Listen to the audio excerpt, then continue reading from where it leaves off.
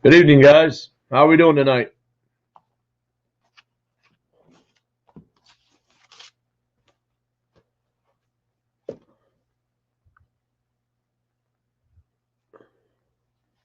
Dunlap 2423 in the house. How you doing this evening? Small water charters. How you guys? I got to see you guys doing a little bit more fishing, going over the Doc's videos. You guys out there crappie fishing. Scumdog fishing. How you doing? Trey Muse Outdoors. How you doing this evening, guys?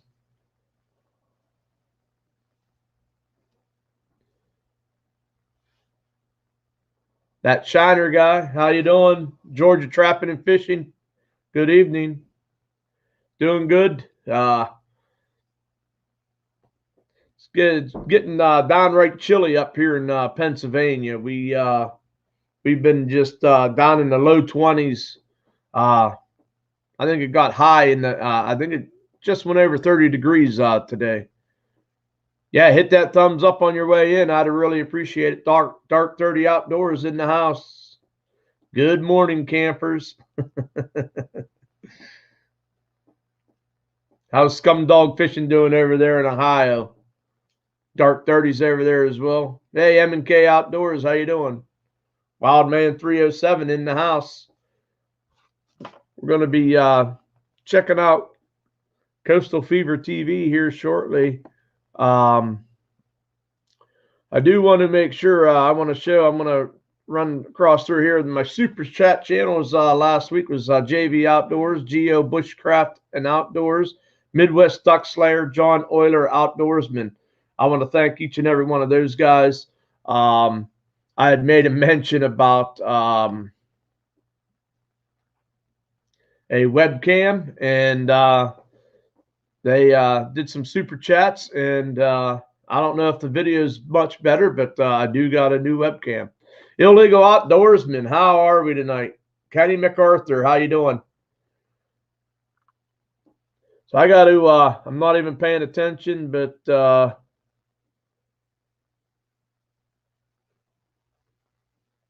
Coastal Fever Outdoors is in the house. Dunlap 2423, you want your channel showcased? You're the first one to comment at actually 801.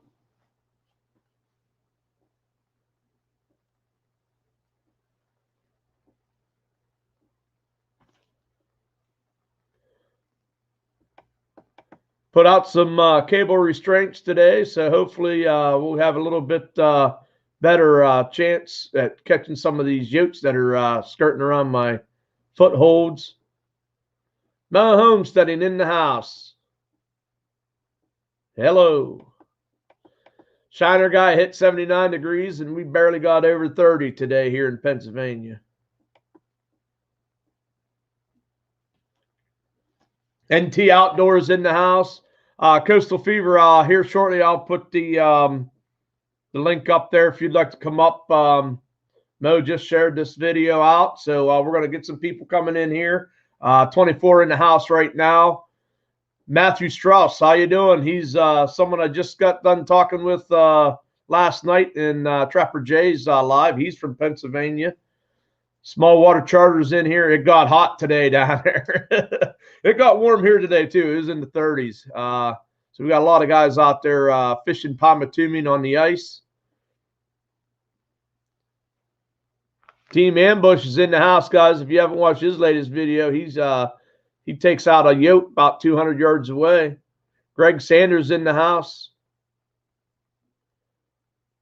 So real quick, while I got everybody in here, I did, if you see down here scrolling at the bottom of my screen here, 15 days left on the canines. We got JV Outdoors, Geo Bushcraft and Outdoors, Midwest Duck Slayer, John Euler Outdoorsman, all super chatted me to help me with the webcam. And so I got one. It does have audio that I do not believe I have set up for this yet, but hopefully I'm a lot more clear than I have been in the past. So we'll see how we go. Okay, so M&K Outdoors, Mike and Kaylee are going to be going live probably Tuesday for a while. It's their 1-year anniversary on YouTube, February 2nd. So that'd be kind of cool. Make sure you guys maybe write down a little note there. And Shiner, Coastal Fever, and Small Water Charters are going to start a South Florida fishing group. I'm the first one invited.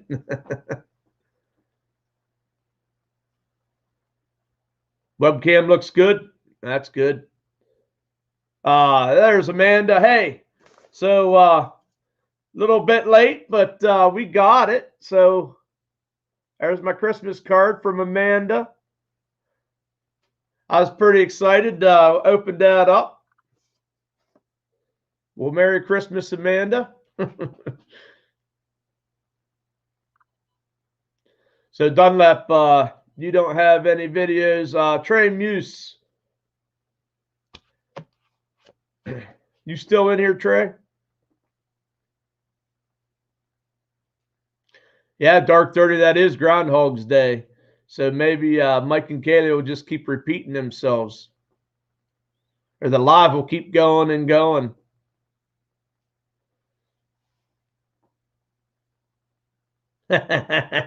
Moved to Florida and I'm in.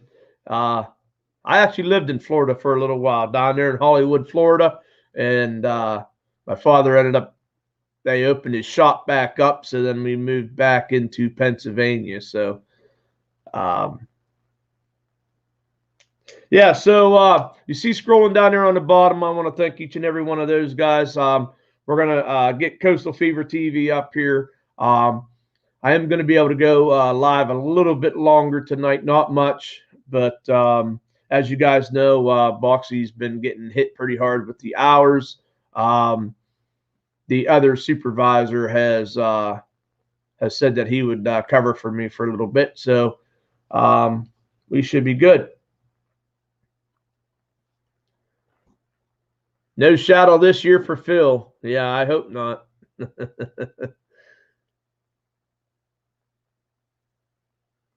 All right, so let's let me get this in the link in here, and we'll get Coastal Waters up here, or Coastal Fever TV. Guys, he has 235 supporters, 45 videos, 4 playlists, 7,458 views. So we're going to try to push him over 7,500 views. We're going to check out, we're going to talk to him a little bit about his fishing down there. All the videos that I watched, guys, just like we saw last week, these guys catch fish. So we'll be talking here. Let me add him to the stream. Good evening, Doc. How are you? Hey, how's it going? You hear me all right? Pretty good. I just got to get some volume here for myself so I can hear. What's going on, everybody? So, guys, if you don't know, this is Doc. He's from Coastal Fever TV. And if you also don't know, he does some collabs with Small Water Charters as well. So those are kind of some nice videos. The ones that I watched was the speck fishing.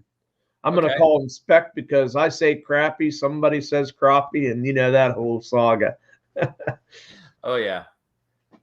But so I also noticed that you do a little bit, you have a couple videos as well on some beach fishing as well. Raymond Williams in the house, Tom Keltlich, Everything Outdoors. That Shiner guy is in here saying, hi, Doc. Nice looking set. What's up, Shiner? Thanks, man. So, so I did, like I said, I just got done letting everybody know you had 45 videos. You got 4 playlists in there. One of your playlists, of course, is titled Small Water Charters. Yep. So everybody that would see that would know that you're with Small Water Charters in those. Then you have bank fishing, which I I watched every single one of those videos. Reason for it, and we'll get into that. John boat fishing, and then you got the Senko stick bait fishing. Yeah, I love. That's one of my favorite baits to throw. It's one of the easiest baits you can throw. I mean, anybody can throw it, and it catches fish. It's one of my favorite baits to throw around. Right. So, and I noticed that because a lot of your videos, you'll throw other stuff in there. Like I've seen you throw spinner baits. I've seen you throw rooster tails. I've seen you, but there's always a Senko, or there's always a stick bait or something that you're going to be throwing out there. And starting to watch some of you Florida fishermen and stuff. Started out watching that Shiner guy. And I'm not a big bass fisherman. I'm a panfish type guy, maybe some walleye fishing. But went out with Geo Bushcraft last year, and I actually used a fluke, which to me, I don't know. You guys got these names for all this stuff. It's just a plastic thing to me, But I'm learning. We got Ohio Trapper in the house. Thanks for coming in, Raymond Williams. Guys, we have Coastal Fever TV up here. Let's try to get this shared out. If you guys don't have him, I know I have some of my mods are sharing his link. Let's get over there and support him the correct way. I do want to get the banner up here for Coastal Fever. Yeah, you talk about Boxy, you talk about the flukes. It's it's just a soft plastic, little fork tail on it. Yeah. I love throwing the white flukes. That's like one of my favorite ones to throw. Actually, one of the videos that's on the channel, that was about the only thing that we had luck on. We were peacock bass fishing when we were trying to get anything was the white zoom fluke. Just imitates a shad. It's a great little soft plastic. Yeah, and that's believe it or not, that's actually the color that I actually was throwing the day that him and I went, and I ended up catching 6 bass. So I told that Shiner guy, I told Rob, I said, hey, I'm a bass fisherman now. Hey, you catch 6 bass, man, in one day. Yeah, you're doing good. Yeah. I thought I hadn't done that in years.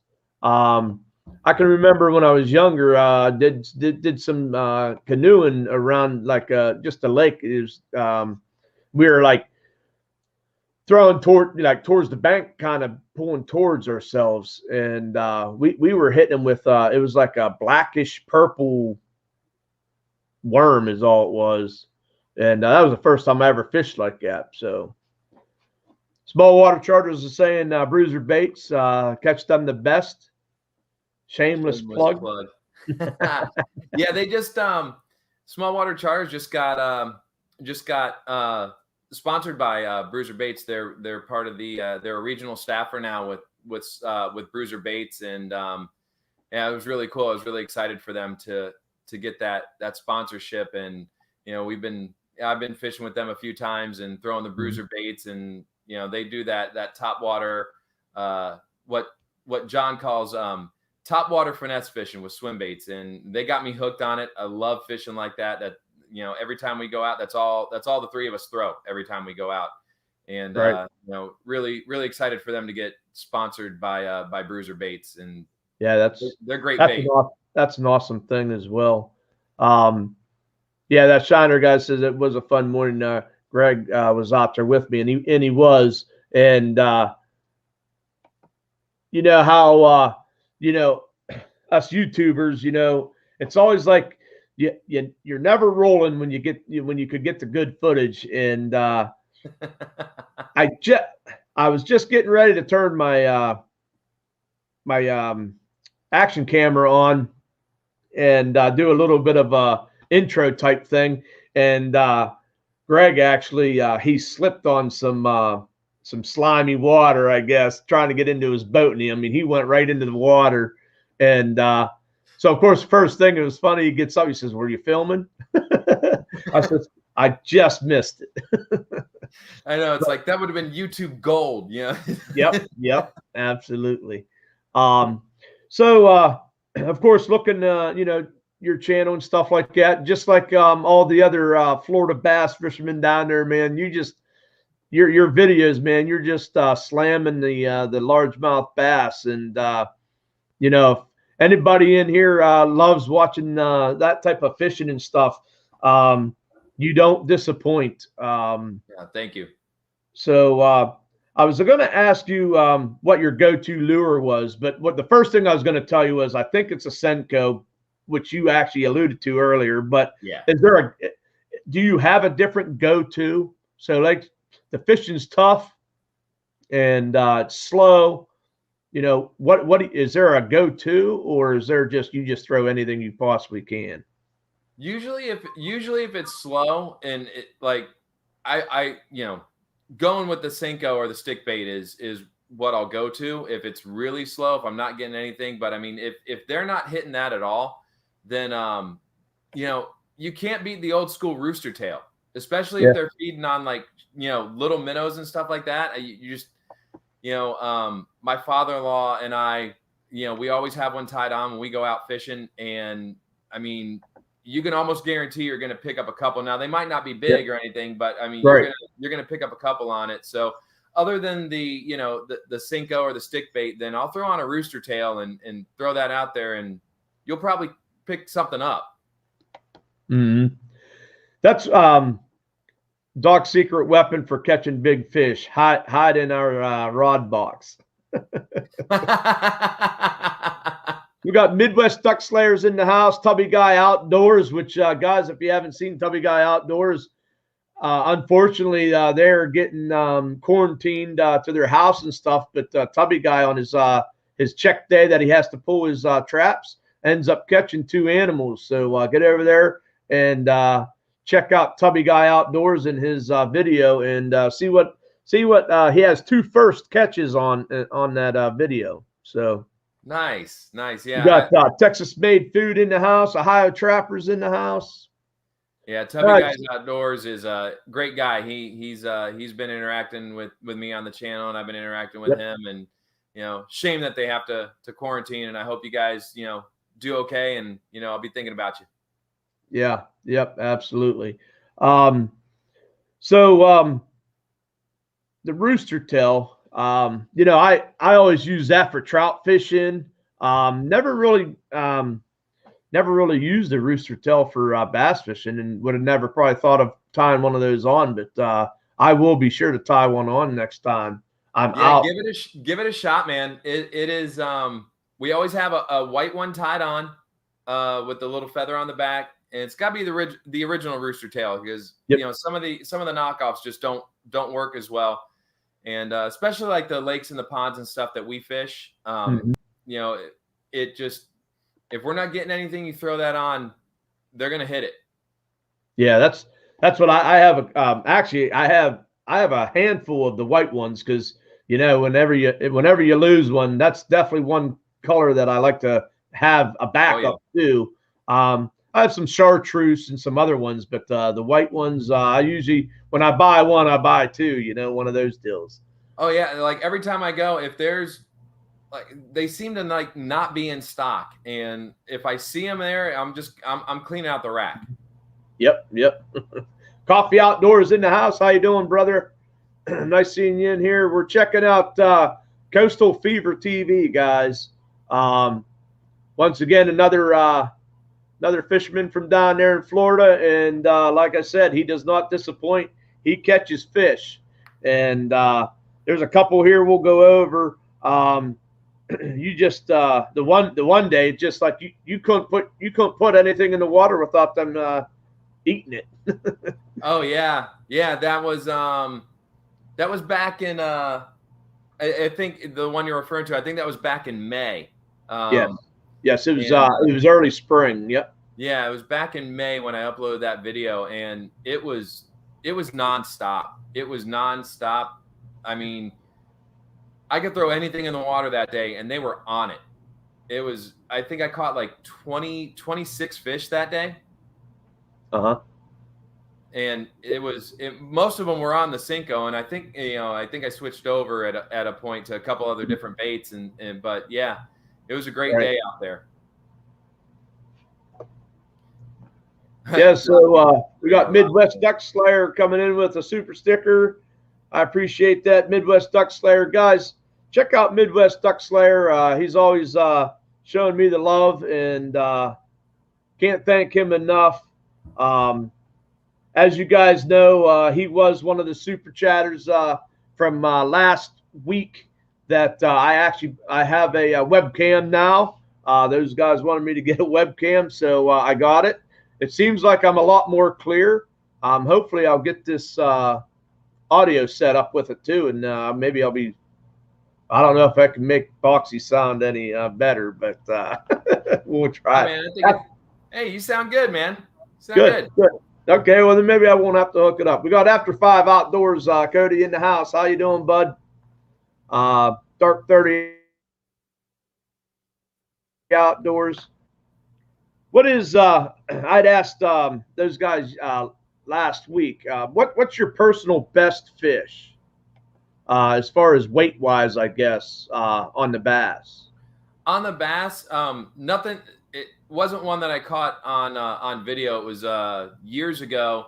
We were up in Westgate River Ranch up on the Kissimmee chain, and I pulled a 6-pounder on a Rebel Pop R.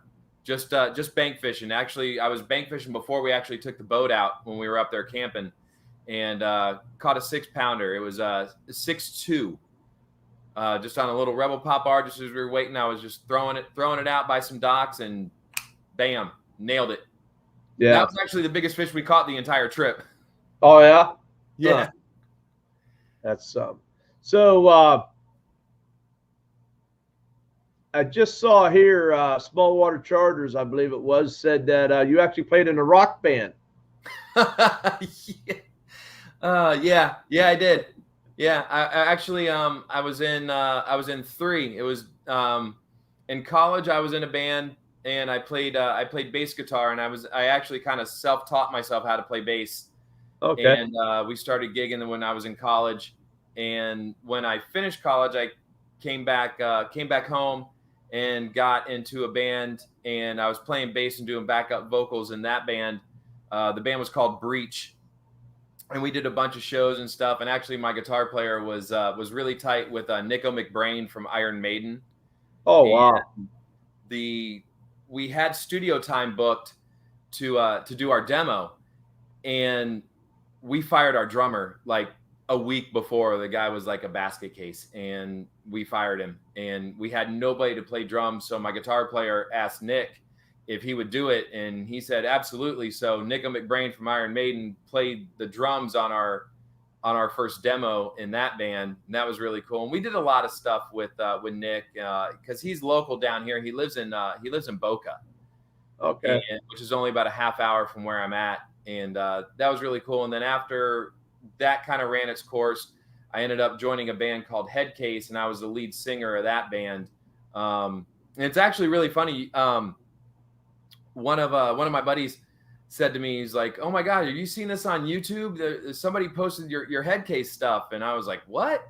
And I had no idea. I never posted anything on the band, and I guess somebody out there in YouTube land uploaded like the entire album, and you know, has our songs out there. But yeah, I was in a few bands, and we did some touring, opened up for some national acts and stuff like that. It was a good time. No kidding. Yes. That Scumdog said about tell us about the head case. So he must yep, he says, heck yeah, Doc, head case.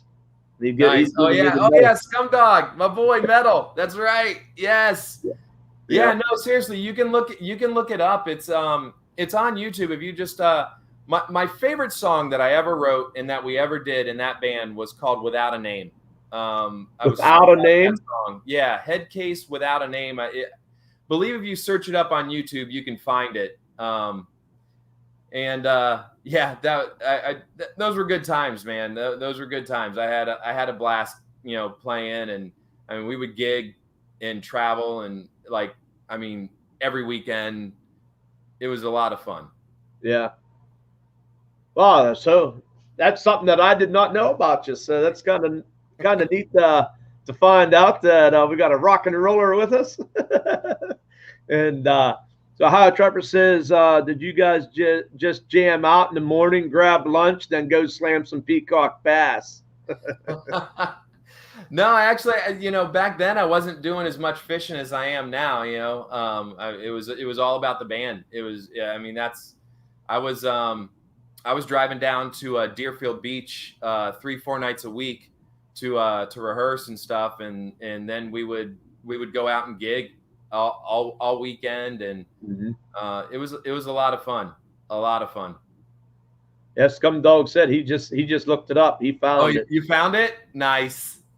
Yeah, that's cool. I'll be checking it out after the video here, or after the live. I wouldn't play it on the live, Boxy, because there's a couple of songs and there's some not so friendly words in them. Not so friendly words. I mean, you're in your 20s, you're full of angst and you're angry at the world, that sort of thing. Right. So. Sounds good. Sounds good. Best Friends Outdoors in the house. I did see Judith and Dan Davis in here as well. I didn't miss you guys. How you doing this evening? You're like the Ted Nugent of the fishing world. That's what Ohio Trapper said. Nice. I'll take that. I love Ted Nugent. That sounds like a pretty good compliment to me. I'll take it. I love it. Nice. So let's get on to some of this fishing that you like to do. So I'd said about I kind of really watched a lot of your bank fishing, and I guess the reason for that is, like you said, a lot of people, may not have the ability to have a boat or get out on a boat and stuff, but your video show, you don't need to be out on a boat to catch bass. Now, you might not be able to get out there, where them big guys are, them big 10-pounders and stuff. But I mean, I think the one you caught there was probably pushing 5 pounds, I think you said, or a little over 5 pounds. You caught some really nice ones off the bank. Oh yeah. But so there was one that you used that kind of threw me back, and anybody that Frontier Survival in the house, anybody that's been on my lives and stuff knows that I like watching people's videos, because when someone's video, I see something in there, or you do something that kind of like throws me back into my childhood, or like a past memory that I would probably never have thought about until I saw it. And I think that's what's so cool about this. And that's why, I come up with that expression, share your passion, because you don't know what you're going to share that doesn't take somebody back to a memory that maybe it's in the back of your brain, but you're not going to ever think about it. And that was the one where you were using a black and silver Rapala. Okay. And you even mentioned that you hadn't used it in a long time, and you used it when you were younger. And we used to have a couple reservoirs around where I had grew up at, and we would go up there and we'd throw those little black and silver Rapalas right along the weed edge. Yeah. And we would slam the bass. So it was kind of fun watching you fish with that, and you end up catching a fish on it. So that was pretty cool.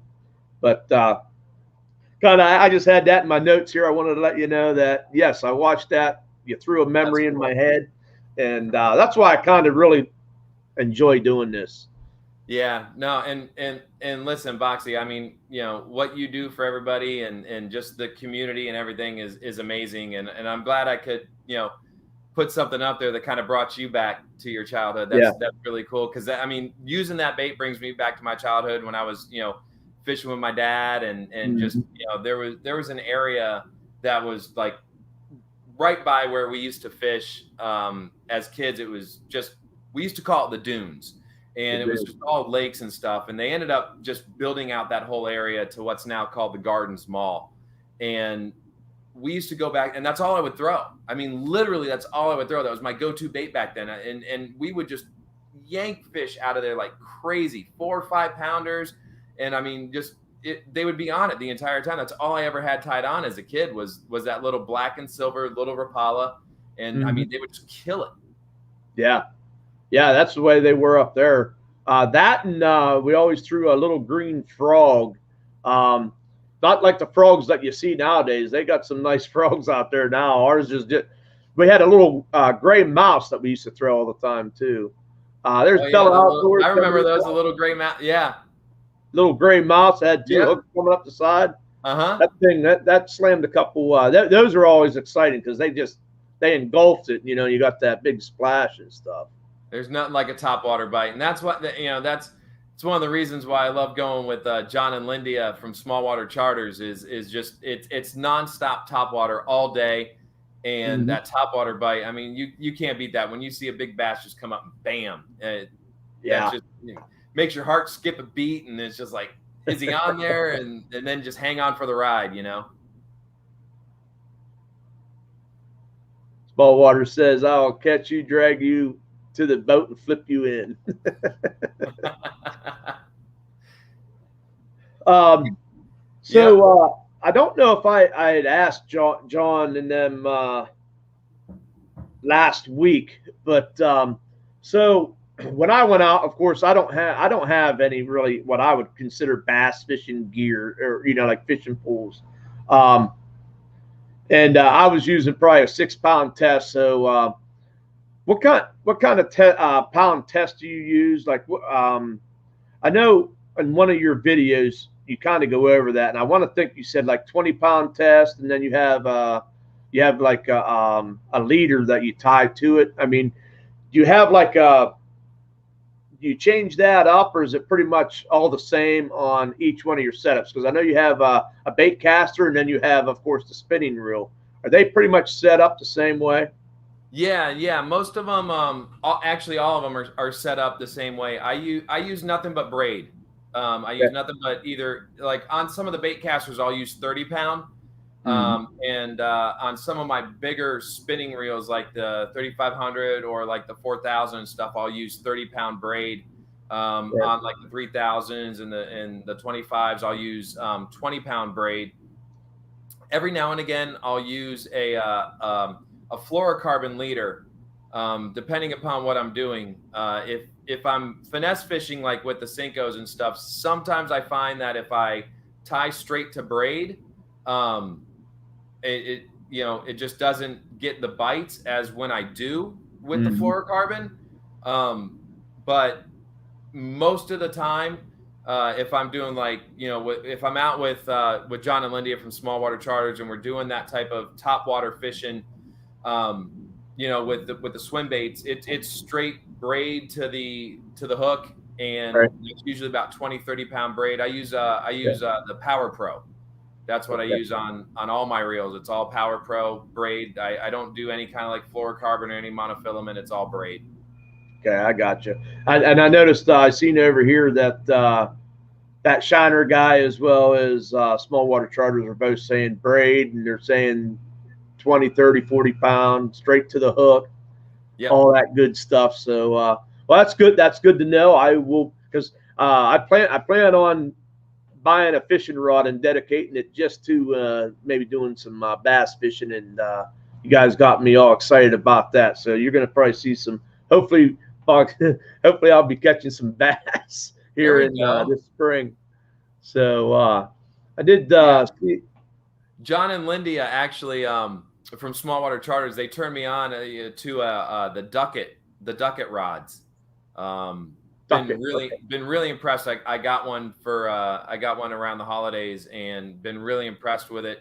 I got most of my rods are Lew's, and those are really good, really good. But the Ducket I got is really nice. A little bit more expensive, if and like when I fish, I like to try and keep everything to reasonable price point. I don't like to, and that's one of the things I like to kind of showcase on the channel is, fishing with stuff that, pretty much the recreational angler can afford, not like the big tournament guys and stuff like that. It's like stuff that anybody can go pick up. And, they were fishing Duckets. I tried one out when I was out there with them, and really liked it, and picked one of those up. So like, I really dig the Lew's and the Ducket rods. Shimano is great. I use Shimano reels. Love Shimano. I've been using them ever since I was a kid. Yeah, so I did see, and for those guys that get over to your channel, I do believe you have a review on the Ducket fishing rod. Yeah, I did it. I I did it didn't right watch after it. I got it. Yes, I didn't watch it, but I did see it on there, and I will be going to watch it now. So who knows? I do know. I was actually looking at it was some sort of an ugly stick Okay. that I was looking at, but I'm sure anything. Now, do you guys use like a medium action rod? Is it like a medium heavy? Well, Or the what kind of? Ducket that I got's a medium, and but most of the stuff I use is a medium heavy.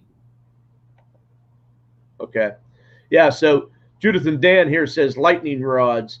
Actually, my walleye rods are actually the lightning rods. Lightning rods. They're the Shakespeare. I think they're Shakespeare Berkeley lightning rods is what they're called. Yep. But those have done me well over the years. But I like the Berkeley cherry wood. Those are my actual my light rods that I do my pan fishing with and stuff. But I will be definitely checking out those duckets and maybe get myself a. I'm going to try and do the old bait caster, but that'll be an interesting. I'll probably definitely be videotaping me because I'm sure you guys will get an awful lot of laughs out of that. They get that bird's nest in there, and yeah, I'm kind of figuring that's what's going to happen. So one of the videos that I watched, of course, like I said, a majority of the stuff that I'm going to talk about, and then I'm going to show some of your catches, and then the one when I got to share that, we're going to talk a little bit about the chatterbait. But the one video you were fishing a variety of lures, and you kind of to me it was like a top. You did a top water, you did a spinner bait, and then of course the Senko. And like I said, it seems like usually when you do multiple, you always have a Senko or some kind of plastic in there like that. So watching that video, I did notice that the Senko definitely was the one that was catching the fish. Do you find that to be true when you do fish? You catch more off of like the plastics over like the spinner baits or top water? Or is it kind of a day-to-day thing? it really depends on where I'm fishing. But the majority of the time, the soft plastics for me is what I feel comfortable with throwing. I have a lot of confidence in, and just seems to catch more fish for me. I like I said before, love throwing the Cinco. I have a lot of confidence in it. I know if I rig it Texas rig and weightless, if the bite's slow, I know something's going to nail it at some point. So I just have a lot of confidence in it. I think it kind of has to do more with, what lure do you feel confident in the area that you're fishing and the conditions that you're fishing. It just kind of depends. And for me, usually soft plastics, like when I'm fishing the swim baits and stuff, soft plastic. I know I have confidence in it. I've always had confidence in the soft plastics as of late in a lot of the waters that I've been fishing lately. Right. And I want to make sure I comment about this sweet tea thing here. It's got to be unsweetened tea, and I do like spinning reels. That's all I use. Backwoods Barbarian is in the house. Not sure if I mentioned that. No, I did see you come in, bud. How you doing, John Euler, outdoorsman? John, you were part of helping get this webcam. Hopefully, I'm a little bit more clear to you guys. Yeah, with what Smallwater said, the sweet tea thing. Every time we go out, he's up. There's 2 jugs of sweet tea in the cooler, and those are his. They ain't nobody else's. I don't even ask for them. Yeah, not that I drink a lot of sweet tea. I'm most when I'm out on the water, I drink water, and that's Water. that's what I drink, you know. And but yeah, and all they throw are the spinning reels. You know, they don't mess around with the bait casters. And to tell you the truth, the type of fishing that they do and that we do when we go out there to Headwaters and Donkey Land and it would just be way too difficult to do that type of fishing with a bait caster. I couldn't do it. It's way too difficult. You got to have that spinning reel to do it. Right. And I saw you a couple of your videos. You're at that Donkey Land. I think, is it called Fellsmere? Is that Fellsmere?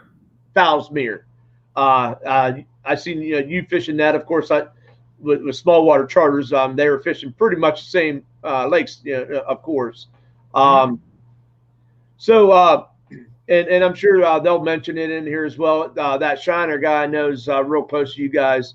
What would you say if you're gonna? Is any one of the lakes better than the other, or is there like maybe one lake that has, like, if you want to go for the bigger bass, you go to a certain lake, or like number wise, is there another lake better for numbers, or? Well, that Headwaters is new. They opened it up in August of last year. I believe it was like August 10th, if I'm not mistaken. And that was a whole planned thing. It had been going on for years. They made it this bass habitat, stocked it with over 1 million bass, and it was like highly anticipated. So when it opened up, every bass fisherman anywhere within a couple hours of it was like, let's go to Headwaters. Right. That's a cool area. Now Donkey Land is near there, and it's a little bit smaller of an area. As far as like, are you going to catch big fish? Both of them are going to catch a big fish, and both of you are going to get, numbers too, as far as like how many are you going to pull in the boat. They're both pretty similar. It's pretty similar as far as, the structure and the way the water is. There's a little bit more grass over at Donkey Land than there is over at Headwaters. But Headwaters is just, there's so many different areas and so many different things that they put in there. You've got, these paths that used to be citrus groves, and you can fish those, or you can go to another area and there you go. You're in the grass mats and you're in all this hydrilla. It's really cool. We're really fortunate down here in South Florida to be able to have that so close and be able to go fish it all the time.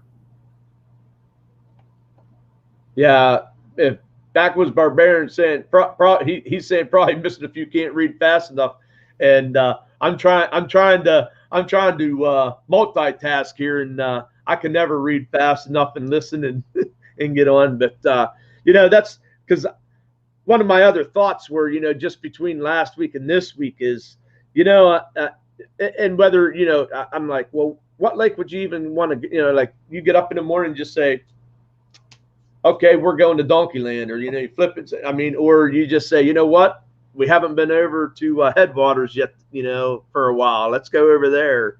Yeah, they're pretty interchangeable. When you sit there and decide, which one are we going to go to, pick your poison. You're gonna catch bass at either one of them. Right.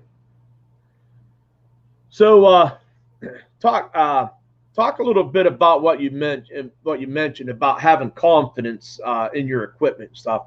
And I've always I think I kind of would agree with you, and I can relate with that, because I've always felt with me with archery hunting, and if you're not confident in your equipment and what it can do, I think there's that, when you have that, you don't have the confidence there, then that's when bad things can happen. Yep. So in the archery side of it, so I know all about having confidence in the arrow that I shoot, of course, the broadheads that we shoot and stuff like that. So to have confidence when you're throwing something out, out there as far as fishing, I think in the same aspect, trying to relate the two different things. I think having a confidence in how you throw, like for me, the Senko, of course, or not the Senko, the fluke that I threw, because I started hitting them. So I would think that that's probably going to be better for me to use than probably like a rattle trap or something like that. Because I tried some of that other stuff later in the day, and it didn't. I didn't catch anything other than off that fluke. But I think when somebody's confident in it and you're throwing it and exactly the feel that you're feeling for, that's kind of interesting. So next video, fishing big worms. The first fish you caught on that was the worm you used was pretty much the size of the fish. So that fish definitely had a big appetite. Yeah, it did. I was really surprised. And when I went out and did that video, I was like, okay, I'm going to commit to throwing this big worm, and in the hopes of trying to pull up a big fish, because they say big bait, big fish. Right. And I threw it out there and got a hit on it. And I was like, oh my gosh, okay, here we go. And pull up a fish, and it's the size of the worm. I was like, and like, man, you had a big appetite. Yeah. That one there. That actually, guys, you watch that video. The fishing with big worms.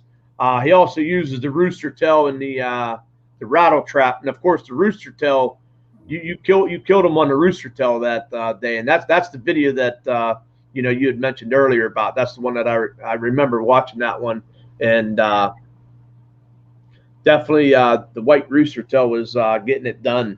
Yeah, because I mean, literally, I got nothing the rest of the day on that big worm, and I fished it for probably at least another 2.5 hours after I caught that fish. I got that fish first thing in the morning, and I dragged that worm around that pond for forever and just got no other bites. And I said, all right, well, let's go ahead and let's switch it up. And the reason why I put on the rattle trap is because that area that I was fishing, normally we can pull some big bass out of there, or at least some decent sized bass out of there with the rattle trap, and they just weren't on it. So I said, okay, instead of going to the Cinco, let me try the rooster tail, because and threw it on there and started pulling in a bunch of bass.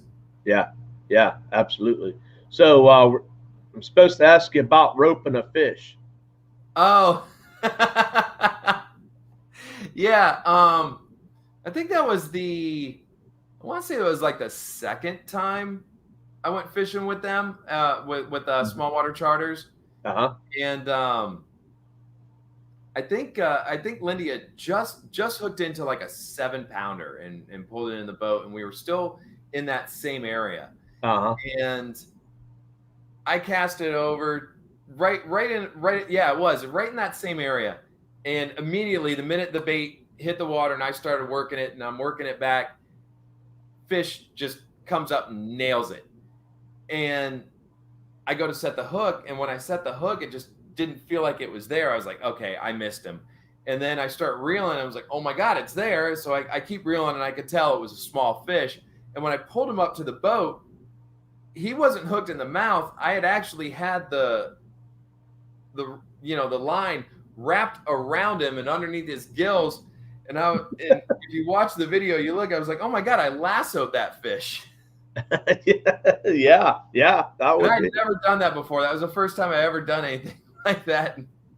That's crazy. That's almost like it's like the one fish that you caught. You actually had the top lip and the bottom lip was hooked together as well. Yeah, pinched them together. Yeah, pinched them together. Real quick, Mo Homesteading guys just posted Crystal Fever. I keep saying Crystal. Coastal Fever TV. There's the link, guys. Get over there. watch some of these videos. You guys like these fishing videos. He doesn't disappoint with the catching of some bass. Definitely check out how he works his Senkos, things like that. There's a video that he kind of gives you some tips. He shows you how he baits it up. He shows you how he fishes it, and that Mo says that that's a definite skill to lasso a fish. Yeah, I haven't been. I don't know, Mo, if it's a skill, because I haven't been able to do it since, and I keep trying. So. But yeah, no, I'm gonna try and lasso another fish, and hopefully in an upcoming video. We'll see if we can make that happen. Yeah, that's so small water. He's picked up on it. So I always call them saltwater charters, and I call they're and it's funny because I have something wrote down here. We're actually going to get to this. It's the very next thing that we're going to be talking about here. And that is, of course, everybody knows, well, everybody that I work with and stuff like that. I say some things that are kind of like a little bit off. They're from Ohio, so of course, Pennsylvania people, we say mum, and so they give me a hard time about that. But I'll actually I know it's coastal fever, but for some reason it comes out crystal. And then of course small water, and I say salt water. But we're about ready to start talking about fishing chatterbait. Okay. Okay.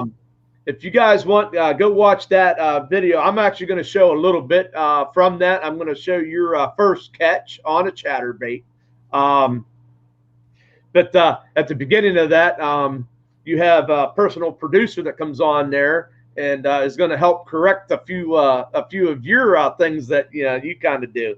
Oh yeah. Okay. Yeah. And all right. See where I'm going with this? I see. I'm picking up what you're laying down. I got you. Small water charters kind of just read right into. I mean, this is literally. I'm telling you right there. I don't know if you can see that. So there's fishing big worms. The next one is fishing chatterbait personal. So I got it written down. So I'm not skipping. That was actually the next thing we were going to talk about, because and Mo probably remembers him. He hasn't been in my lives lately, but I work with a gentleman. His name is Craig Yoder, and he said to me, he says, "Do you know that you say and a lot?" Oh yeah. And so as soon as she come on there, and your daughter was saying that you say an awful lot. Oh yeah, she called me out. Yeah, she did. So Mo's saying that I'm pretty cool about doing all the research and everything. Well, I appreciate that, Mo. Like I said, I get in there and I try to watch. I can't watch all the videos, but the videos that I do watch, I actually watch, and I always try to pull something out of there that I can either relate to, or that is something funny, or takes me back to a memory. Well, yeah, it's got to be tough for you, Boxy, to go back and sit there and watch. I mean, even my channel, I started it 10 months ago, and I've got like 40 something videos up there, and I mean, in a week to sit there and go through that's a lot. But I appreciate you going through and watching some of them, making some notes on it. And yeah, when she came on, and that was actually, that video was one of the first ones I think I posted. It was very early when I started the channel. Mm-hmm. And when I was doing stuff, she goes, "You say too much, Daddy." And I was like, "Really?" And she goes, "Yeah." So yeah. And then I realized that after she said that, I was like, "Oh my gosh, yeah, I do." I was like, "All right, well, you need to correct me. Get behind the camera and tell me to stop when I'm doing it."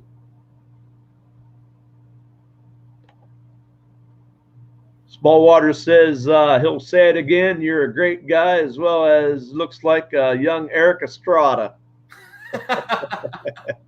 So I appreciate that, John. John always tells me I look like Tom Selleck, and now I'm Eric Estrada, or a cross between Tom Selleck and Eric Estrada. I don't know. yeah, I'm not Spanish. I'm Italian. you're Italian. Yeah, Tubby Guy says, funny, some of the things that we say and we don't realize until someone points it out. We got Owls Outdoors in the house. Lonnie Paul's in the house. So Amanda is asking, do you like braid or mono? Braid all day.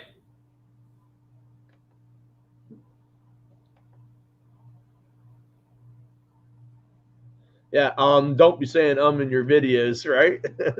So what's kind of funny too, and I know I've already said it 2 or 3 times just in this live, but my wife says, why do you talk about yourself in third person? Because if you ever notice, I always say, well, boxing might not be able to do that. And I was like, I'd never realized I did that. But now that she's brought it to my attention, I'm like, oh man, I do talk third person, which is okay. Maybe I'm crazy. No, now that you say that, yeah, I have noticed that, and I think it's fine. Yeah, I like it. That's what makes me different from all the other, right? Exactly. Everybody's got to have their quirks. And that's the thing too, and when young channels start and stuff, they're always asking for, some information and, the how-tos and stuff like that. And it's all about being yourself. And we're all different in our own ways. And so maybe I get on somebody's nerve from saying ums and uhs a lot. And there was the one right there at the end of that. And I say it all the time. So it is. I still catch myself. I still do too. Yeah, I still say, right. I see Amanda's asking, why do you like braid? Yeah. The reason why, Amanda, is because the type of fishing that we do down here in Florida, just with all the grass and all the stuff that's just in a lot of the lakes and the ponds and the canals that we fish in, having that braid to horse them out of there is paramount. I just find that using mono or anything else, eventually you're going to break off. With the braid, you can pull a car out of the water with it, So yeah. That's why I use braid so much. Yeah, Tubby Guy says just be yourself. After a few videos, you get comfortable and you get more relaxed. Absolutely. Yeah, it's a learning curve. You start with YouTube or just being on camera at all, and it's just a matter of getting comfortable, and because you're not talking to anybody, you're talking to a camera, so it's right. weird. It's Absolutely. Not like you're having a conversation. Even though you're having a conversation with somebody, you're not really having that conversation with somebody that's sitting right across from you. So it can be a little difficult and a big learning curve for people, and it's just like you get a little tense, and Yeah. I want to take a second real quick. And say hello to Dwayne Lazar. Buddy, how you doing up there in Canada? So Backwoods USA says he's here for Doc. And, that's my cousin. I was going to say, profile picture has him holding the bass.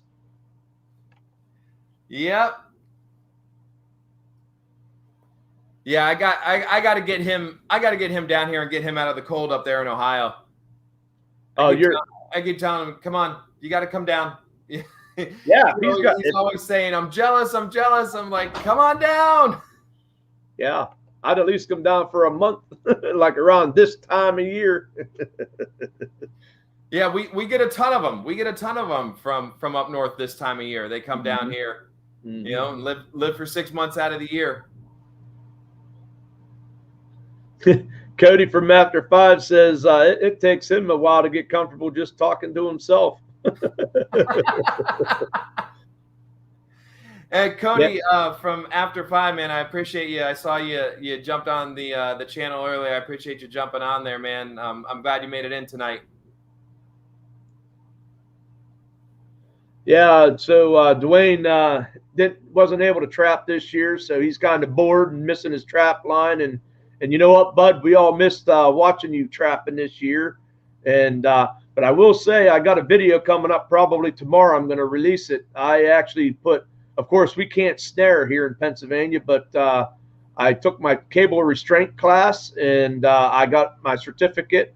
And so I actually put out some cable restraints, and I'm going to try that for about 3 weeks, and hopefully I can get a yoke to put one around its neck.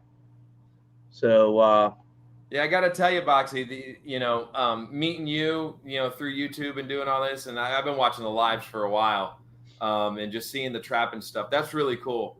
Just like, and I've been looking at the other trapping channels and stuff. It's really neat to me. I don't know if I could do it, but like part of me like wants to try and do it, but I don't know how I would go about doing it down here in Florida. I mean, we got raccoons all over the place. It's right. Just set out the little box and put some stuff in there and you'll get one, But the trapping is so cool. And that's what's really cool about YouTube is just getting to see all the outdoor stuff, not only fishing, but the trapping and the hunting and the homesteading.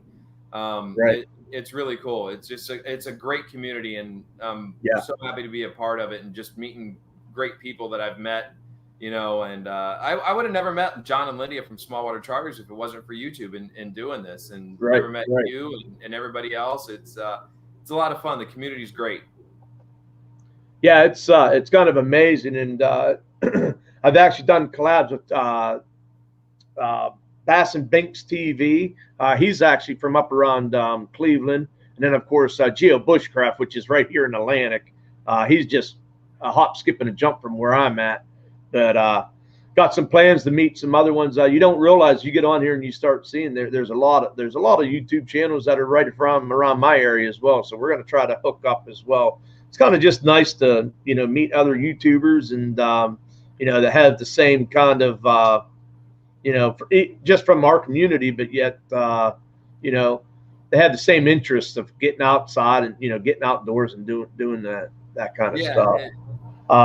It's so cool. It's so cool to sit there and just like, we all kind of share the same interests and stuff. And, everybody talks about like how the dark side of YouTube and all the hater comments and stuff. And it just doesn't seem to really be a thing with, what we've got going on here with, the fishing, hunting, and outdoors community. Everybody supports everybody, and that's really cool. Doc will be wearing a donkey mask soon. Oh, the good old donkey mask. Yeah, John wants me to put on a donkey mask if I catch anything over what was it? I think it was like 6 pounds when I'm on their boat. So gotcha. I've seen him wear the donkey head a couple times. Yeah. So let's talk a little bit about this chatterbait, because I wasn't exactly sure what chatterbait was. To me, it just looks like a lead head with a skirt on it with some plastic. Am I wrong, or is there something to it that? No. Actually, here, hold on. Let me grab one real quick. Yep. I actually have one right here. As a matter of fact. No, I cannot believe somebody would give you hate. So, let me grab this one here. This is this right here is the. You guys see that there? That's the Jackhammer. Put that there for you. That's the Jackhammer Chatterbait, and I got that with a little kicking Zako. Mm-hmm. And I mean, it's a jig. And all they did was they put a little blade on it. Okay. And then you hook that on there, and as you pull this through the water, it kind of creates this, kind of like well, I guess it would be like a chatter. Just chatters. Chatters through. Okay. And it's a neat little bait. I haven't fished it in a while, but it's a neat little bait. And I've been fortunate enough to pick up some bass on it. So Kenny obviously loves the chatterbait. Oh yeah, because Chatterbait Kenny. That's right. Yeah.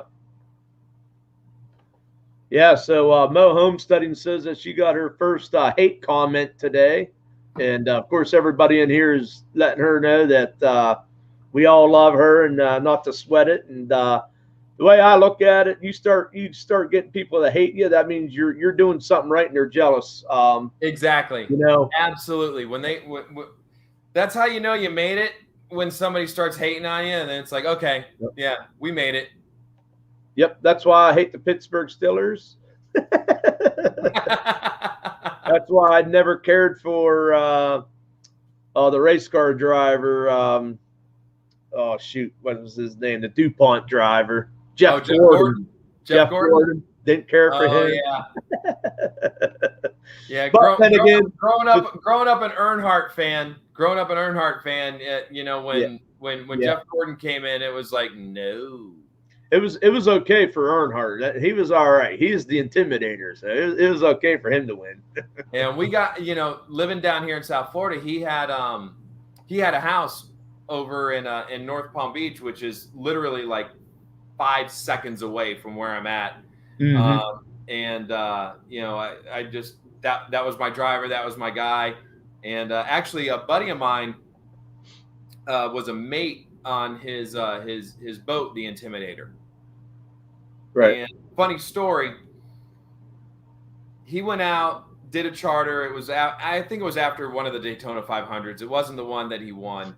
And he had a whole bunch of the crew and stuff out there, and they went out, they went fishing, and my buddy was the mate on the boat, and he got me a nice signed picture of the crew with Earnhardt in front of the car, and I got 2 signatures on it: Dale Earnhardt and Chocolate Myers. You know, the which I believe Jackman, or no, the Gas Man, I believe. The Gas Man. Gas Man. You know, that sat in my room for years. And my dad had a buddy up in Tennessee who was a big Earnhardt fan, loved him and stuff like this, and happened to be his 50th birthday. Mm-hmm. So I was in high school at the time, and I walk in my room coming home from school one day, and the picture's gone because I had it sitting behind a model that I built of Dale Earnhardt's car, and the picture's gone. I was like looking behind it. Did it fall? You know? So I go out. I was like, Pops,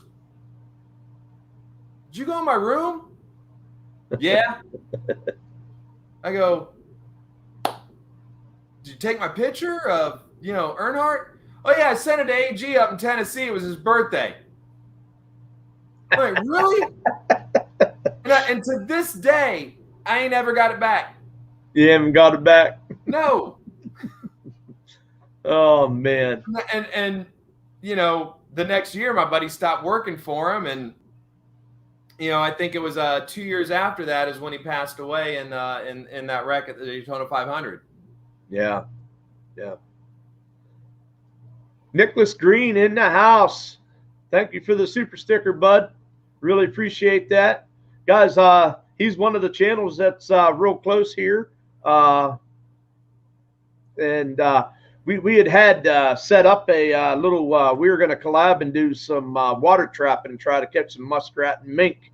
However, I come down, of course, I had the coronavirus and stuff like that. So we decided to skip that. And but him and I, hopefully we'll be able to get together and do a little bit of a collab, maybe next year trapping season, or maybe him and I can get on Pomatumin Lake. Maybe try to hook into some bass with some of these new techniques that I'm finding from you guys. Cool. Thank you very much, Nicholas. I really appreciate you. Guys, check out Nicholas Green. He's got some great videos on hot tents. Of course, you guys down there in Florida, you guys don't need to be staying out in hot tents. But this young man, he actually goes out there when it's snowing and blowing and cold, and he sleeps outside in the tent. So God bless you, Tiny Tim. Oh wow. No, not for me. Hey, it hits like 54 here. I shut down. I'm born and raised in Florida. No, that's too cold. Yeah. Okay, Nicholas. Actually, I do got one of the video. I got 2 videos that I got queued up to watch. I know I only got to show a little bit last week with small water charters. So one of the ones that I'm going to show is crappie fishing with you in small water charters. So I kind of figured I'd kind of get them in there as well. I knew we'd be talking about them, and I knew they'd be in here this evening. So, but I do want to, most important tech, get in truck, head south, and drive, and drive. Yeah. Yep, that would be it. I want to show, so it's this chatterbait video that we're going to watch. I tried to start it a little bit prior to that. You actually catch a fish. I think I got you right, catching a fish right before the chatterbait. And then hopefully by the time I get it all set up here, hopefully they'll get to watch you catch your first fish on a chatterbait. And I think it was a pretty decent fish. Yeah. So guys, keep going there in the chat. I'm going to try and share this screen here, and we'll check out this chatterbait fish here. So the name of this video is Bank Fishing for Bass, Big Bass on Chatterbait. So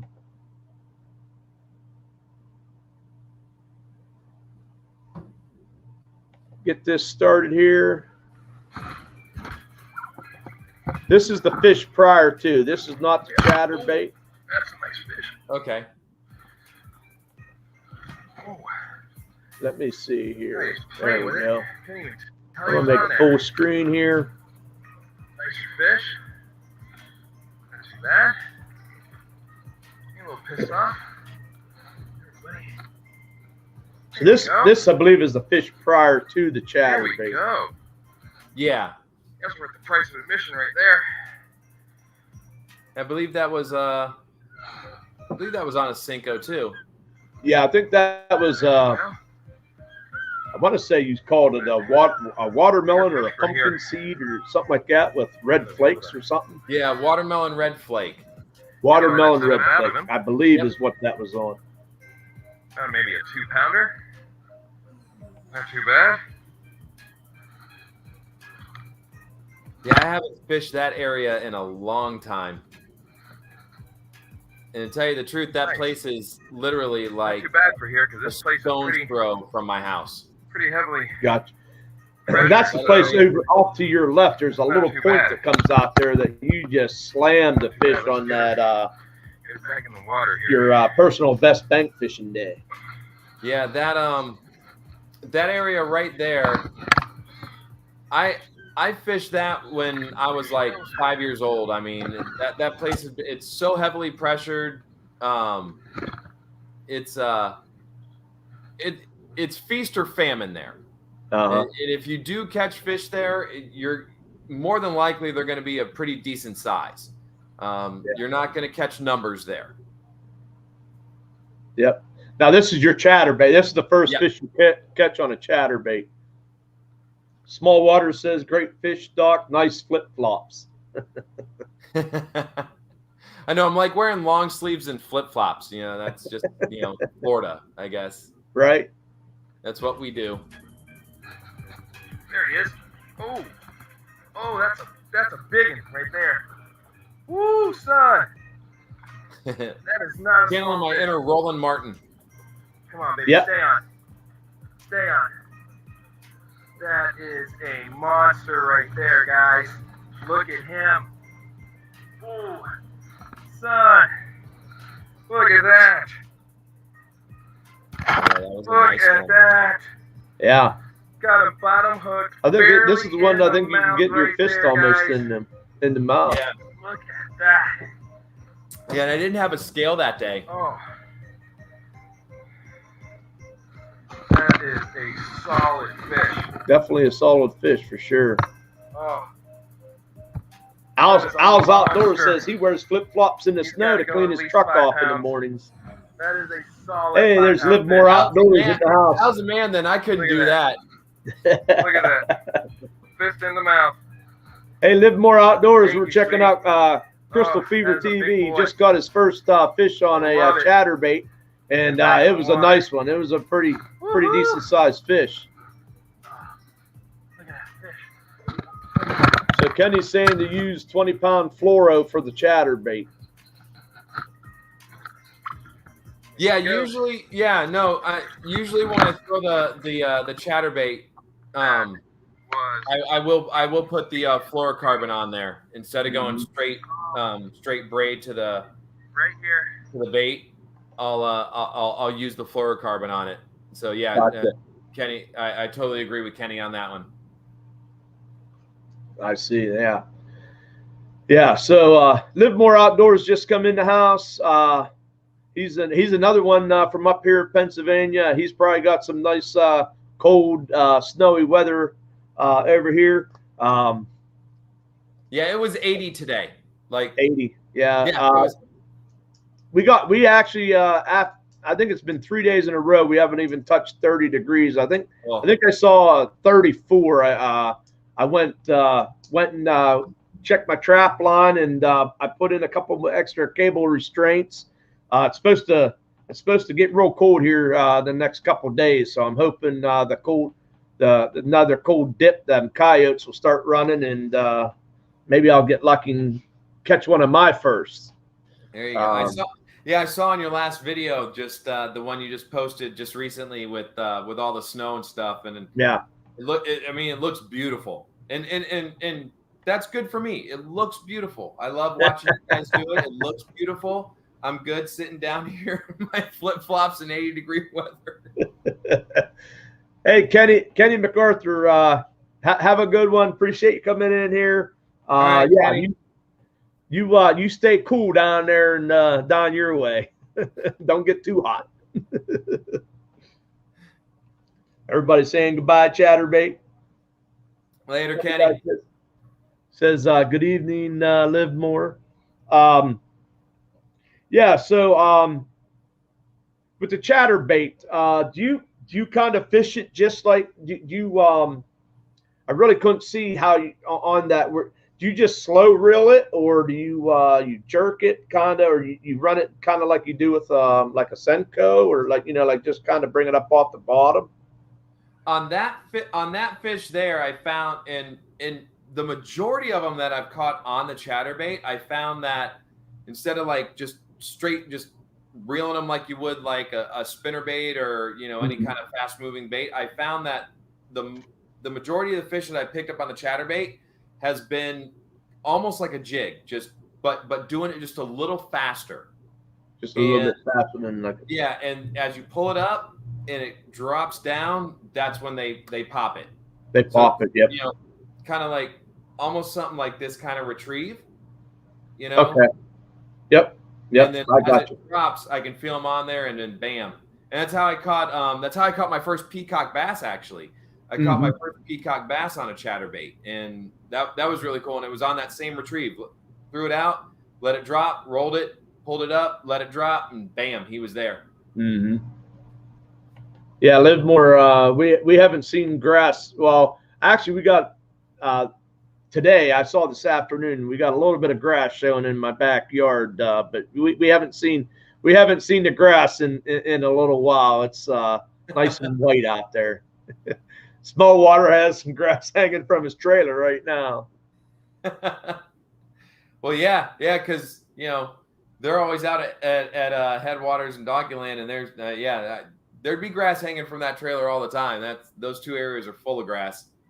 So he says, Coastal, we're still thinking Donkeyland tomorrow as soon as possible.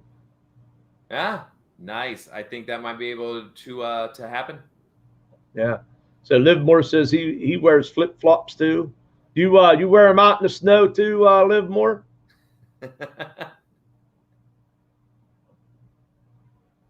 Judith and Dan says they like the War Eagle spinner baits. I've never tried them, and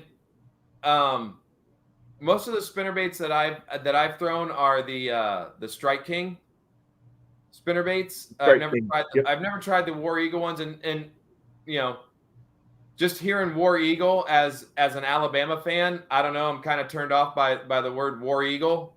But listen, I'll still try them. I mean, if they're going to catch fish, I'll try them. I'll have to suck it up. Yeah. Yeah, Nicholas Green, he said this spring we'll go down to the marina. Yeah, hopefully we can hook up, Nick, maybe do some spring fishing since we missed our trapping collab. Florida bass love spinner baits. Yeah, I've caught a bunch of them on spinner baits, you know, down here. They do.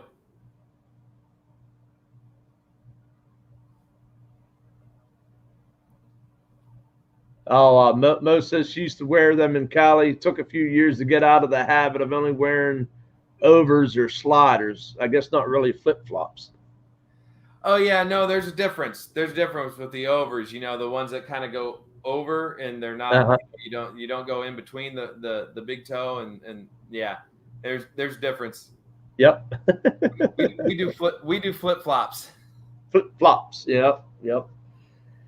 So the next one I've talked a lot. There's 15 people still in here, but if you guys haven't heard me already talk about it, but he has his personal best day bank fishing. He throws a rattle trap. Of course, he threw a Senko. If you guys have heard anything about this live, he likes throwing Senkos, and it kind of took over the day again. It seemed like every cast and you even kept saying it. Every cast, you know, and you're just bringing them in. Tubby Guy says he got hooked on Texas rigging yum dingers and other soft plastics this summer. Never used them before, and that's kind of that's my go-to, Tubby Guy. That's my go-to. The yum dingers. Yeah. Love throwing the yum dingers. They're my favorite stick bait out there. I mean, they're inexpensive. Yep. And they're durable, and they catch fish. I mean, what else could you ask for? Yeah, and with that, you actually, if you guys want, go watch the video that you did a challenge with. Oh yeah. I don't even know what the other name was. Yeah, the Gary Yamamoto's. I did a yum dinger versus Gary Yamamoto. And, yeah. And you're talking $9 a package. Yeah, you're talking $9 a package versus $3 a package, basically. Yeah, well, I think like yums you can pick up most places for like $2.99, $2.98, and the Gary Yamamoto's are going to run you about like, you know, depending upon where you go, about like $8.99, $9.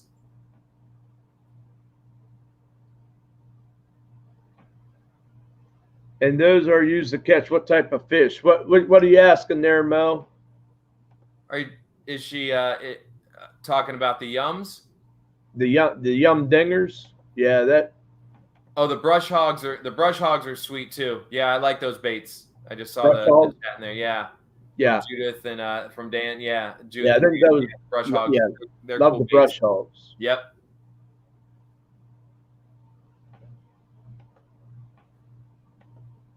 Yeah, that Shiner guy says they use 3-inch or 4-inch soft plastics as trailers on their chatterbaits. That kind of looks like what you had on your chatterbait right there that you kind of showed us. Yeah, like that right there. Just a little kick. This is the Yamamoto Kickin' Zako. Okay. They're not as expensive as their Senkos. You can pick those up. They're like $4 a pack. Yeah, so Tubby Guy says those Yamamotos are they're $11 a pack up there in Canada up by him. Dang. Yeah. Yes, and of course, Small Water Charter says bruiser baits are the best. Yes, we're going to be buying some bruiser baits. Yeah, we got to place an order. Yeah, so yum dingers, Mo. Those are like a Senko, I guess. They actually use them. That's what he caught all the bass, or a lot of the bass on that bank fishing day that he had his personal best. So guys, got to watch that. It's a 31-minute video, and I tell you, I watched all 31 minutes because I loved watching you. You were just pulling them in left and right. When I made that video, I was just like, it's so long, but I mean, literally it was like every single cast. And I said, you know what, I'm going to put it up there, and, you know, hopefully everybody enjoys it as much as I enjoyed going out there and fishing and catching all those fish. And it was, that was a great day. That was a great day out there. It looked like it was a great day. Cam the Man Fishing, welcome to the live stream. How you doing? Yo, what's up, Cam? I see he's got a nice old bass he's hanging on to there in his profile as well. He just got tuned in here. Cam's awesome. You guys, yeah, definitely check out Cam. He's got a great channel. Small Water says Bo Wagner bought his order, waiting on you, Doc. All right, yeah, I'll hit you. I'll hit you up in a little bit. Yeah, Nicholas says he's glad he's not into bass fishing. He's got a couple money bags there with his little smiley face with the green eyes.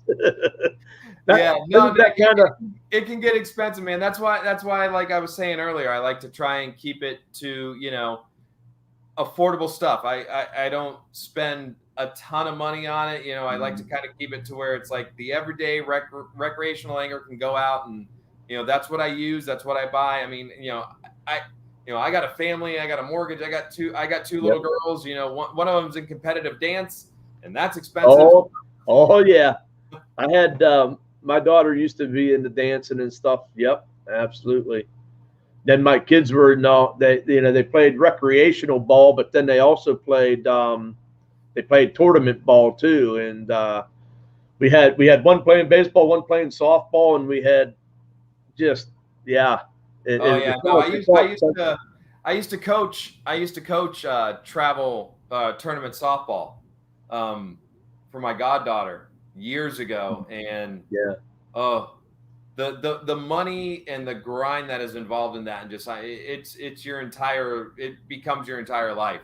I'm glad I'm out of it now. Yeah, absolutely. Yeah, dance is easier because, you know, my wife is able to take care of a lot of it. She's the best, you know, when it comes to taking care of my daughter with the dance, and, you know, she's so understanding about me, you know, doing the YouTube channel and fishing and everything, and you know, it's awesome. Yeah, that's cool. So heck yeah, you save money by using small water charters swim baits. That's hey, whatever you got to do. Hey, listen, he keeps offering. I'm gonna keep taking. I mean, you know, hey, I don't have to open my tackle box. Looks like he showed you where they're at in his boat. See, that's almost like giving somebody your spot. If you tell them where your bait's at. I know exactly, and I know where the dead ones go too, so he can melt them down and create his own. So yeah, no, I know. Yeah, that shiner guy, isn't that the truth? The best lures are the ones that you borrow from your buddy. Exactly. Hey, man, I'm out of those. You got any more of them? All right, yeah, I got you. Yeah. So real quick here, I'm gonna put us on this next video. It's crappie fishing, and this is the one that I chose because you're with small water charters. It's kind of right at the beginning of the video. What I'll do is I think I'll keep you and I up on the screen, and we'll have it off to the side. We'll play, you know, a couple minutes of it. But you guys had a pretty good day there. John, of course, I believe this is the one that I watched. I think John mentions about all Doc was doing was pulling in the big ones. He had pulled in a couple nice size crappie there. Backwoods USA just spent $19 on a whopper plopper. Wow. Yeah, that's one bait that I have not tried to throw yet. And I was thinking about it, and I saw the price on it, and I was like, I'll stick to the topwater swim baits for $19. Yeah. Small Water says it's money well spent, though. Until you lose it. All right, Kyle, you got to come down here and try that then, because, you know, you spend $19. Let's go. You come down here, we'll hit up that topwater. We'll get you that $20 worth. Yeah. Yeah, so Shiner guy says about getting a mold so he can melt down and make his leftover plastics. Yeah, I need to do that. As many as the soft plastics that I go through, I should probably start doing that. Make my own like little stick baits or something like that. And yeah, absolutely. So let me see if I can get this screen shared again, and we'll watch a little bit of crappie fishing. Nicholas Green, check out these guys doing some crappie fishing. Hopefully you and I can hook up maybe this spring and make a video of our own catching some crappie and showing them the specks from the north. Yeah, so you guys are using live bait on this, I noticed. Yeah.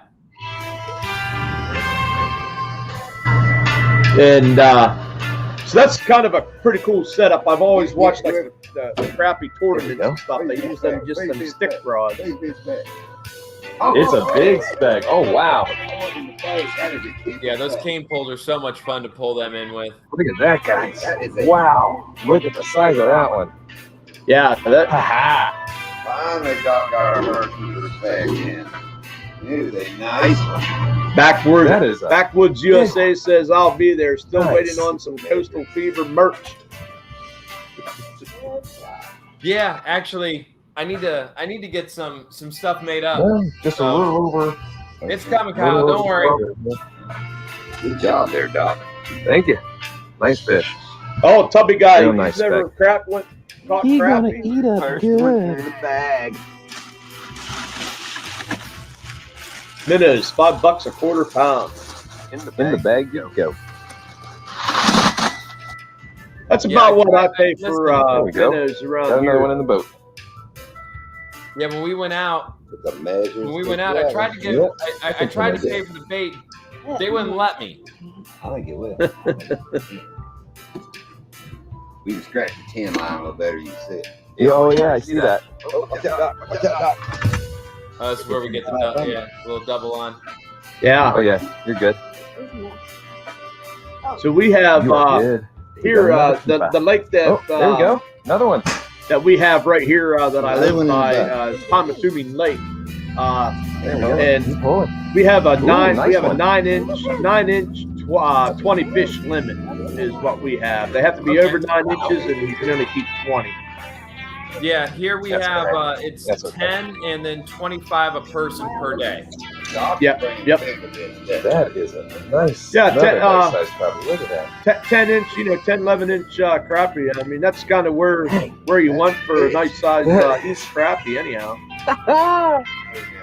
Yeah, most of the ones we pulled up this day here, That's a I mean, they were like 12 inches. And we didn't get the numbers that we were kind of hoping for that day, but Right. the ones that we did get where were that last one was. half Just of a little them over- we didn't even have to oops, measure another little because we foul. knew they were like 12, 13 inches long. Right. I don't know what I did there or what's going on. Well, not There we really. go. Sweet. I hope you get to my favorite part of the video.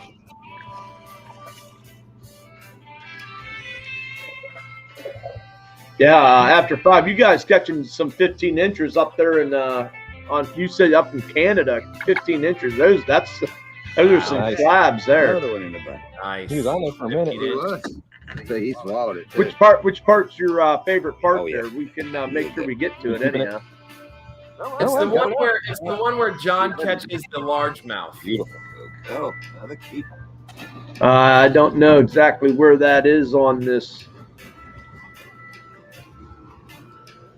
It's right after I catch I catch a striped bass in this, which is the first time I've ever pulled a striped Yep. bass out of Lake Okeechobee. Yep, I remember you catching a striped bass. I just don't know if it's in the middle or the end of It's the. kind of in the middle. Let me see here.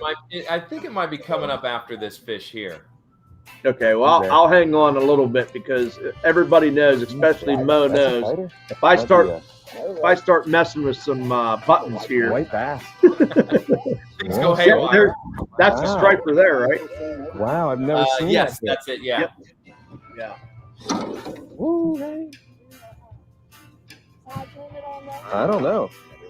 Like all three of us, like that's the first one we've ever seen out of Okeechobee.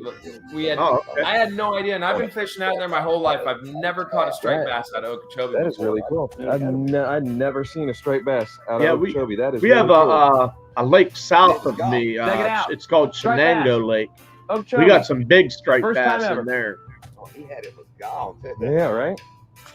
Oh, sweet. That shiner guy says that's sunshine bass with it's got broken stripes. Yeah, sunshine bass. Yeah, there's a lot of those down south in the Lake Osborne and Lake Ida chains. They call them sunshine bass, and but I mean, like I said, never seen them out of Okeechobee. Maybe before. bass. Oh yeah, it's right. It's right after this fish. You got to listen. You got to listen to Lydia's comment after he catches the fish. She caught the catfish. That's right. Where we catch everything other than. There he goes. Hey, Tubby, have a great night. Oh, that might not be bad. All right, Tubby, have a good night, man. What do I have here? Another white bass? No, it's a largemouth. We are catching everything other than speck. Boy. And your line's up your doctor. You go. Did you get one in your hand? What you say there? I missed it. John got the hook in his hand after he let go after the fish came out, and he goes, "Hi, and Lindy goes, "Oh, you caught a sucker too." Yep. And the way he just looked back at it just cracks me up. Is he peeing? Hybrid wiper stripers crossed with the white bass. He's camera shy. I don't know. Yeah, the only time I've ever caught a striped bass like that was out on Lake Cumberland up in Kentucky. We went out and caught.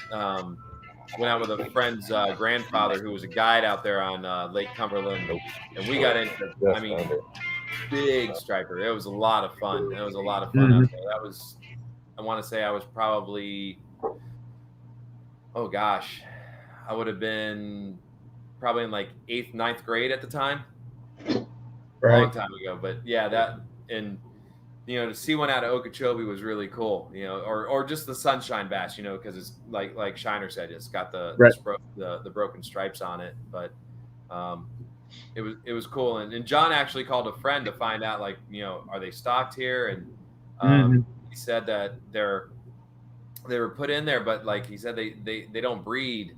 They were put in there for I forget what the reason was, but it was still cool. And then I know John and Lindy went out. I think it was like a couple days later, and they actually got another one right there, pretty much in the same spot that we were at. Right.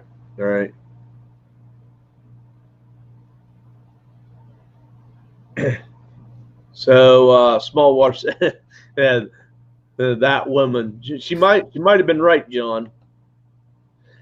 Says, I have a fever, a coastal fever. We need more conch shells. Oh yeah, there's only one cure. Well, conch shell. Christopher Walken. Shiner guy says that they're a hatchery fish stocked by the FWC. There you go. I knew Shiner would know. If anybody would know, Shiner would know. The biggest hybrid was 9 pounds 3 ounces. Wow. Yeah, that's.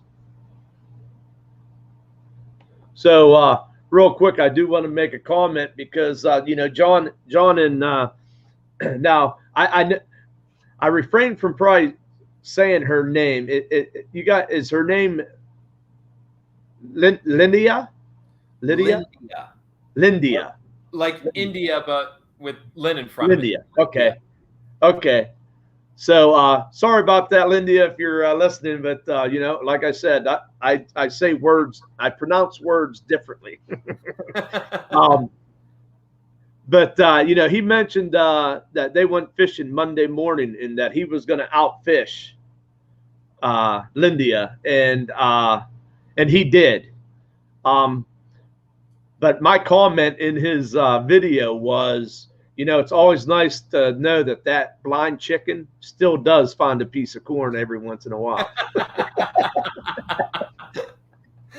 So every once in a while, I've ever seen that happen, by the way, since I've known them. Him catch more fish. Yeah. Yeah. Hey, there's Mark J. Larson Outdoors. Hey, nice to see you. So check out Coastal Fever TV. We are kind of going to be wrapping this up a little bit, but I do want to talk a little bit about your beach fishing, because you had a couple of that on there.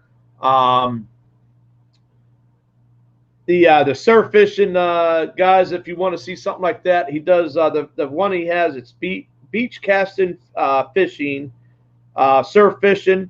He ends up catching. He caught a mackerel and he catches a couple bluefish in that video there. And then the other one, you were actually going to go out and try to catch some snook, and the barracudas just pretty much was taking the bait. But yeah.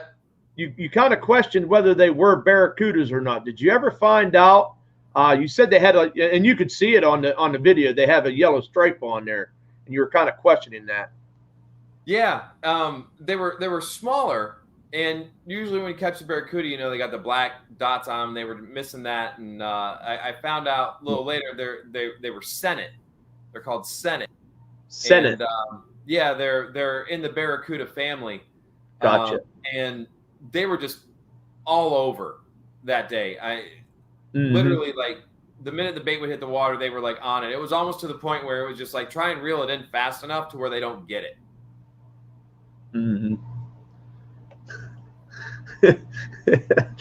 Old John says, but I catch bigger ones than Doc. Drop the rod and walk away.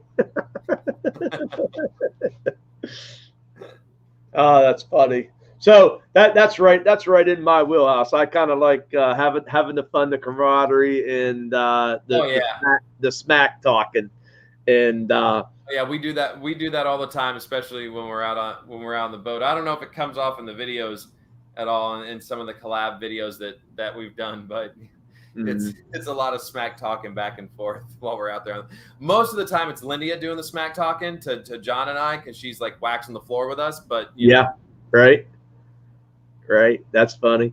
Says you were singing Barracuda the whole time you were fishing. Actually, yeah, it's always in my head anytime I hook a barracuda for some reason. Anytime that song plays in my head. Shiner Guy says we should start a pool on how many times Coastal Fever TV will break that personal best this year. Well, we just started the year. I don't know. Get it going, Shiner. Let's see. So Mark, his season's right around. Did you finish up, Mark? Is your season pretty much over? I know he was getting some serious weather that his trapping season's kind of done.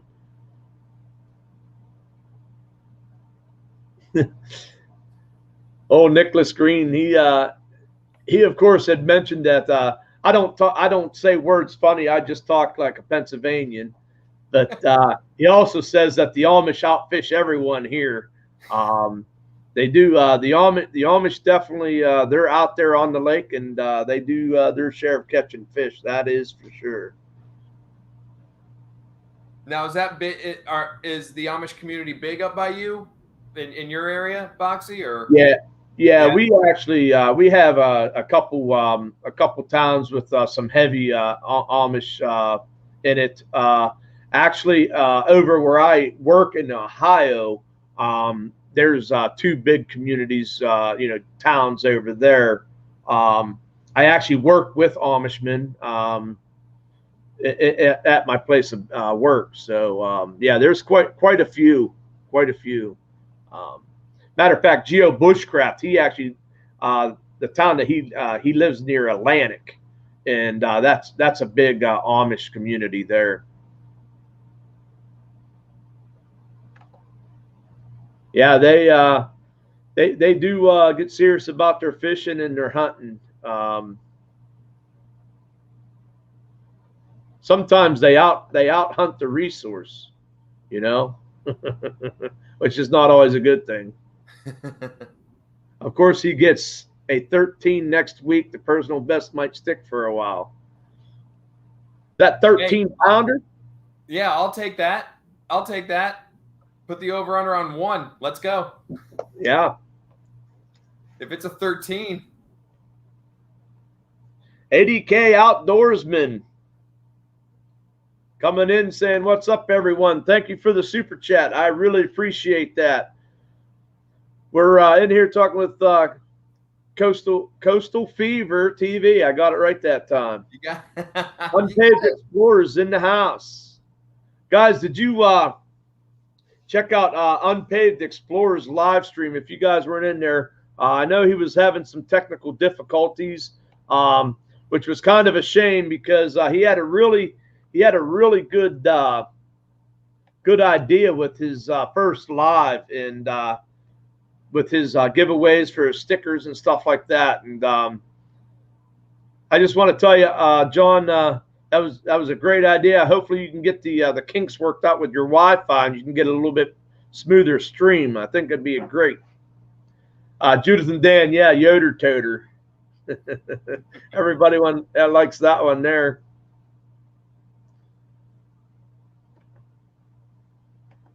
So yeah, and then I just had here about the speck fishing that we were watching, that we just got done watching, and that's one that definitely I could relate to. But it's just it's exciting watching you catch those bass, and I think it was the one on your personal best. You're like you hook into it, and you're like, yep. So. I mean, yeah, because that day, I mean, it was just, just one after another. It's like, yep, here's another one. Here's another one. They just kept coming and coming and coming. That was, I don't know if I'd ever be able to duplicate that day. I don't know if there was anything I was doing different. Just right. The conditions and everything like that, and just just having confidence in the lure, like we talked about earlier. Yeah. And they were just on it. Yeah. And I don't know. Some days, when I even go out fishing, some days it's like it doesn't seem like it matters what you throw out there, man. They're feeding. Whether the condition, like you said, conditions are right. I think there's a lot to it, and I don't really get into it, but I know a good friend of mine. He's always talking about color patterns, and if it's sunny out or it's cloudy out, and if it's stained water, clear water, and he swears by it, and I'm like, that's too much for me, man. I'm out here just to relax and catch some fish, And he said, "Well, you'll catch more fish if you listen to what I had to say." I've got a few color patterns that I throw. I don't know if it really matters too much, I love the green pumpkin, the watermelon red flake, any white, anything that kind of imitates a bait fish that's around. I don't pay much attention to like clear water, that sort of thing. It's like, okay, I'm gonna throw what I'm comfortable with, what I have confidence in, and then if that doesn't work, then yeah, maybe I'll start switching up based on the water clarity, the weather. Right. Is it cloudy? Is it sunny? Then I'll start switching it up. But most of the time, when I go out there, I'm grabbing what I'm comfortable with, what I know has worked for me in the past, and that's what I'm gonna throw. No matter, right. And it's mostly watermelon red flake or, something like that. Right. Yeah. Another one that I always hear a lot of people talking about is pumpkin seed, like the pumpkin seed color. I think it's like a green. It's like a greenish with like orange flakes or something in it. I see that Shiner guy says black and blue for stained water, which is always something that was interesting to me. And I watched a video here on YouTube, and I don't know who it was. They actually took they took like a glass of water, like a clear glass, and had water, stained water in it. And believe it or not, it was the darker lures that you could actually see. You would think, stained water, you'd want something bright, flashy, but that's not all true. And so the black and blue for stained water, kind of it's interesting, but yeah, I've seen think I've seen the same video that you're talking about. Yeah. Rob's right. A black and blue color for stained water, it does Right. stick out, and that's one of the colors I will throw too, is a black and blue. And like your black and blues, your green pumpkins, your watermelon red flakes, your whites, and the chartreuse. I mean, Yeah. You got those, you're pretty much set. Right. Yeah, it's Infantry Outdoors, buddy. How you doing? Thanks for coming in. Really appreciate it. I got to actually get into Infantry Outdoors Friday night. I was on break for about 10 minutes and finally got to get into a live during the week. But appreciate you coming in, checking out. He's actually Florida based too. He's down around you guys. I think there's 2 colors fish like, light or dark. Everything else is confidence. Yep. Real quick, Small Water Charters says check out their giveaway, Bruiser Baits. Get over to Small Water Charters and get into their giveaway. Yeah, they're doing a 300 subscriber giveaway over there. They got a whole bunch of really, really cool Bruiser Baits that they're giving away. I think I might need to do to get in there, but I'm going to have to check and make sure, because definitely I will be out there this year a couple different times trying to catch some bass on some of these plastics, and it's going to be fun. It's going to be fun trying it. Nicholas says an old wise man told him dynamite was the best way to catch him. let her rip and pick them up as they float to the top, huh? There, Nicholas. Well, Boxy, for everything you do for everybody, doing these lives and featuring the channels, I don't think you need to enter a giveaway. I mean, you tell me what you want me to send you. I'll send you some baits that you can go fishing with. Nah, I don't need you to do that. I really appreciate that, but you don't need to do that for me. No, man, I'd be happy to. Well, I tell you what, I'll get with you instant message or something like that, and maybe you can give me an idea what you think I should throw, and maybe we'll go that route. All right, yeah, that sounds good. But yeah, we'll check that out, and then of course when I get to fishing this spring, I'll make sure that you get shouted out, and that everybody knows that when I catch that bass on there is from Coastal Fever TV. Sounds like a plan. plan. And Jimmy Houston say any colors work as long as it's chartreuse. Hey, and Lindia would know because she catches them all, right? Oh yeah. Yeah, that's cool. I'm gonna probably have to wrap this up. I know we actually got 2 hours in. Really enjoyed talking with you, Doc. Loved watching your videos.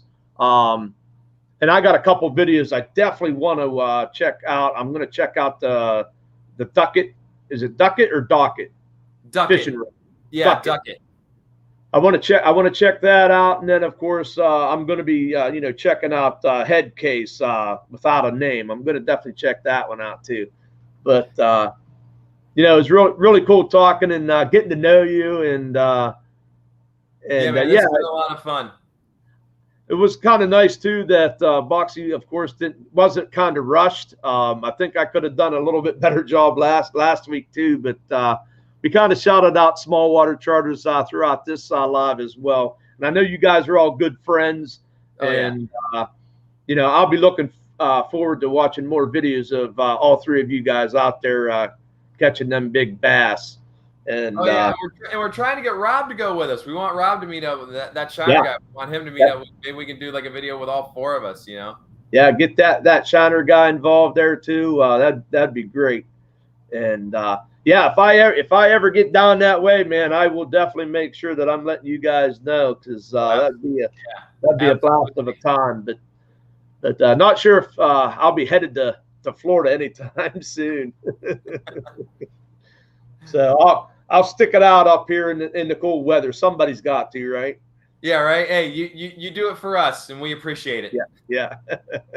So with that, is there anything you want to say and let anybody know about your channel that maybe I didn't hit? I hope everybody gets over there, does the right thing, and supports you.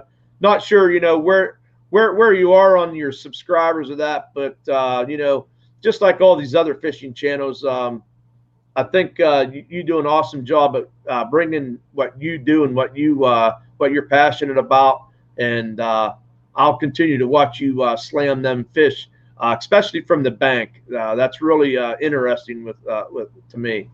Yeah, thanks, Boxy. No, I appreciate it, and that's one of the things I like to do with the channel is not only go out on the boat and stuff, but do the bank fishing, because most people don't have access to a boat, so I like to kind of show that you can catch fish from the bank and catch big fish, and just techniques and stuff from the bank to hopefully help you have a good time out there. And I just want to thank everybody for jumping in tonight, and thank you for having me on. It's been a blast. I got a new video that's going to be coming out tomorrow night, going to be right at 4 o'clock, going to be doing some monster bass stuff.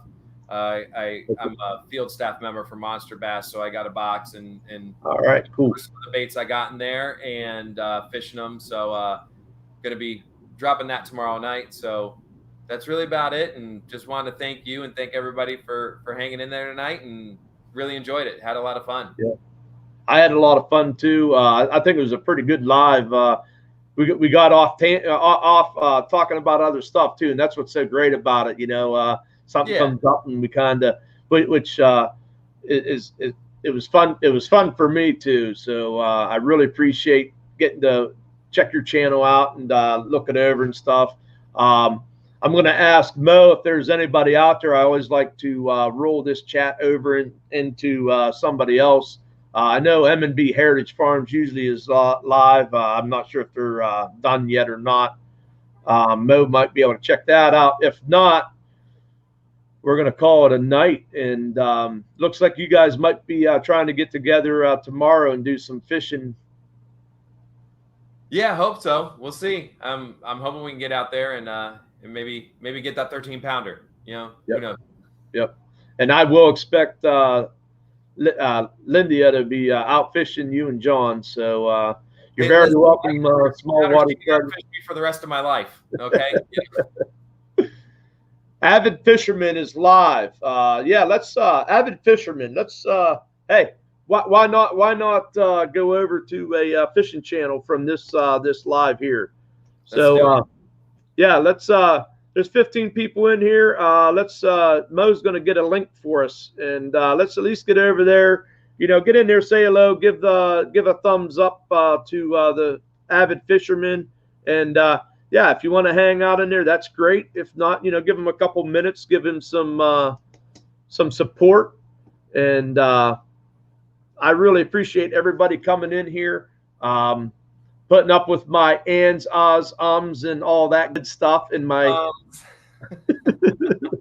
and my talking in third person. So really appreciate it. Infantry Outdoors in here. Appreciate you getting in here. We're going to go Boxy Raid. It's right there. She's got it up there. Again, Doc, I really appreciate it. And I appreciate you, Boxy. We'll catch some bass there and shout out Coastal Fever TV. So I hope so. Yeah, just let me know. I'm gonna send you some baits. So just let me know when you're ready. Okay, I will. All right, guys. Thanks a lot. 14 in here now. Let's hit that. We'll take it easy. You guys all have a blessed week. All right, guys. Take care.